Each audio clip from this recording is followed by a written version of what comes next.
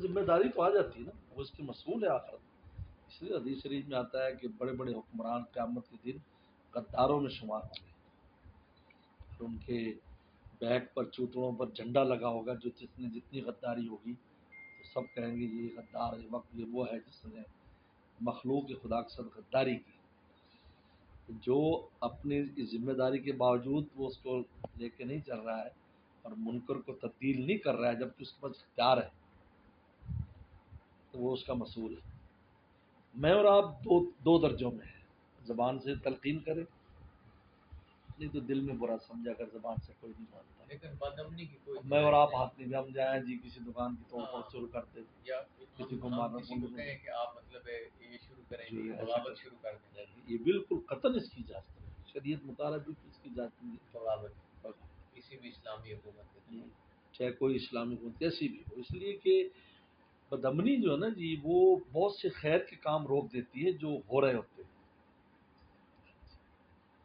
آپ نماز پڑھ رہے ہیں، مسجد آباد ہے، مدرسہ چل رہا ہے، بدنامی ہو جائے گی تو سارا کچھ ختم، کتنے خیر کے کام رک جائیں۔ ایسا کبھی نہیں ہوتا کہ شر کلی طور پر غالب ہو، اس میں خیر چلتی رہتی ہے، اندھیرے میں روشنی، ستاروں کی طرح ٹمٹماتے رہتے اپنی کوشش کرتے رہیں، ہیں، کچھ کرتے رہے، باقی اللہ تعالیٰ جو ہے وہ اسباب پیدا اسباب کرے پیدا گا، کرتے ہیں۔ ہاں جی، ایسا کبھی نہیں ہوا، ایک وقت ضرور ایسا آتا ہے، آتا ہے وہ وقت۔ ہاں جی آتا ہے، اس لیے ہم تاریخ پڑھیں گے تو ان میں ایسا وقت آیا جیسے تاتاری آئے تو نام و نشان مٹ گیا، اور پھر اسی اسلام نے ان کو بھی اپنے اندر لے لیا۔ تاریخ ہے یہ بہت بہت بڑی مثال ہے۔ یہ بہت بڑی ایگزامپل ہے ہمارے سامنے کی، جس میں کوئی چیز نہیں بچی، نہ عالم بچا نہ علم بچا، سب چیزیں ختم ختم، لیکن اس کے باوجود پھر یہ باغ و بہار ہو گیا، وہ خود اس میں آ گئے،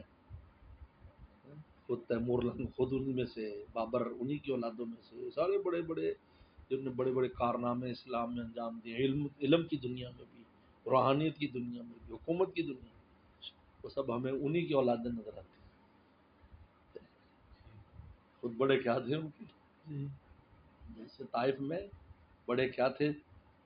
اور اگلوں نے محمد بن قاسم ہو جان لے کر آئے، انہی میں سے وہ بھی، محمد بن قاسم ان کا پوتا ہے جنہوں نے رسول اللہ پر پتھر مارے تھے، ان کا پوتا ہے محمد بن قاسم، اسی قبیلے سے، بنو ثقیف سے۔ لیکن اللہ نے اس سے کیا کیا کام لیا، ہمارا پورا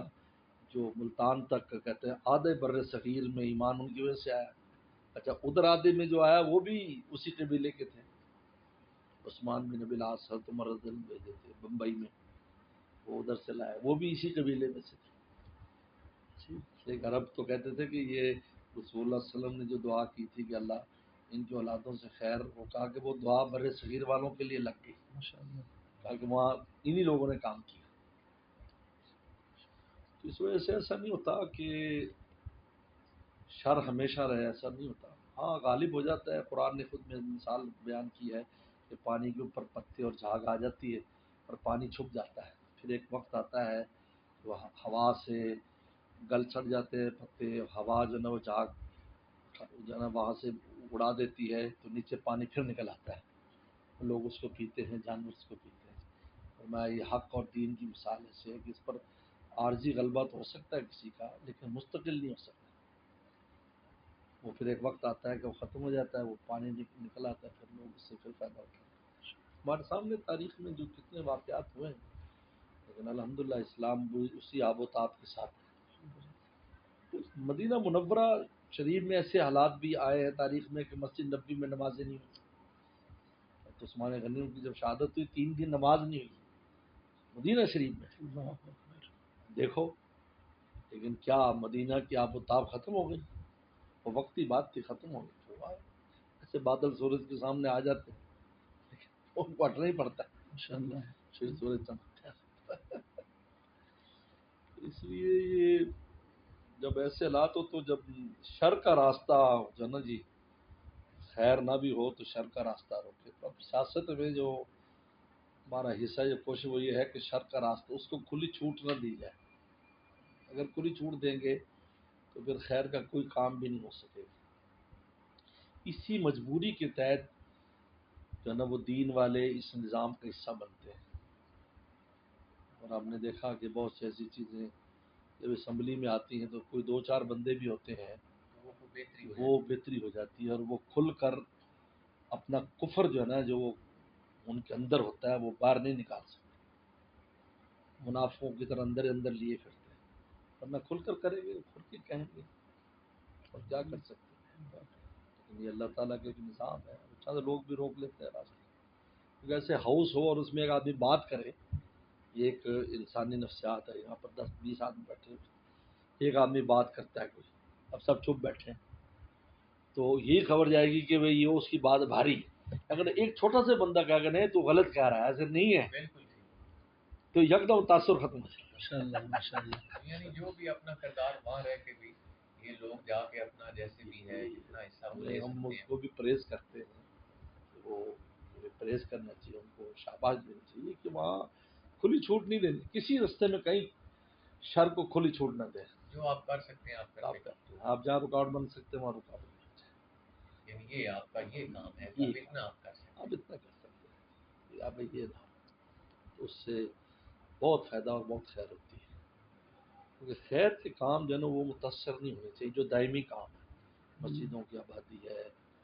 تبلیغ ہو رہی ہے، تعلیم ہو رہی ہے، ذکر اذکار ہو رہا ہے، یہ وہ کام، اس لیے پاکستان کا جب بھی یہاں ہمارے ہاں 14 اگست میں اجتماع ہوتا ہے تو ایک بات میں ہمیشہ کہتا ہوں کہ دنیوی طور پر ہم لاکھ پیچھے ہوں، لیکن دینی طور پر اور روحانی طور پر پاکستان اب بھی پوری دنیا کا لیڈر ہے، ماشاءاللہ اور ماشاءاللہ. اس میں 77 سال میں کسی وقت بھی کسی دین کے کام میں کوئی رکاوٹ نہیں آئی، ہیں. اس کام میں ہر بندہ آزاد ہے آزاد. وہ کر سکتا آپ نماز پڑھنے باپو کو منع کرے گا؟ ہے. ہاں. آپ دوسری جگہ تو اپنی علامت بھی نہیں بنا سکتے، ہندوستان ہمارے ساتھ ہے، آئے دن ہمیں خبریں آتی ہیں، تو بنگلہ دیش ہمارے پاس 13 سال یعنی علماء اکرام غاروں میں چھپ کے رہے، ایسے حالات پیدا ہوئے، پھانسیوں تک چڑھا دیا انہوں نے اچھے اچھے لوگوں نے، تو اللہ کا لاکھ لاکھ شکر ادا کرنا چاہیے کہ اب مدرسے کام کر رہے ہیں، تبلیغ کام کر رہی ہے، ذکر اذکار کے حلقے کام کر رہے ہیں، آپ آزادی سے، ٹھیک ہے معاشی طور پر ہمیں کمزوری ہے، وہ بھی ہماری نالائقیاں ہیں، لیکن نعمتوں کو بھی تو دیکھنا چاہیے، نعمتیں کیا ہیں ہمارے پاس، اور آخرت کی نعمت اصل ہے، دنیا کی نہیں ہے. ایک آدمی یورپ میں رہتا ہے، ادھر رہتا اچھے پیسے کما رہا ہے، سب کچھ کر رہا ہے، لیکن بچے اس کے محفوظ نہیں، یا قائد بچوں کے محفوظ نہیں، کتنے آتے ہیں ایسے ان کی خبریں اور رو رہے ہوتے ہیں اور وقت کو کوس رہے ہوتے ہیں کہ ہم آئے کیوں. اب بتاؤ وہ کیا مال و دولت کی چمک اس کو اطمینان دلا سکتی ہے؟ اپنی بیٹی کو دیکھ رہا ہے کہ عیسائی کے ساتھ پھر رہی، سکھ کے ساتھ پھر رہی. ہمارے یہاں طالب علم پڑھتا ہے جنوبی ٹاؤن میں انگلینڈ کا، تو اس کی بہن سکھ کے ساتھ بھاگ گئی، یعنی وہ دکھ کہتے ہیں ہم کتنی بھی کچھ کر لیں، تہجد پڑھے سب ہے، لیکن یہ دل سے دکھ نہیں جاتا کہ اس زمین نے ہمیں یہ جو ایک کام ہوا ہے، کہتے اس نے ساری نعمتوں پر بظاہر پانی پھینک دیا، ہر وقت دل میں دکھ رہتا ہے. سکھ کے بچے پیدا کر، اللہ تعالیٰ کا فضل ہے،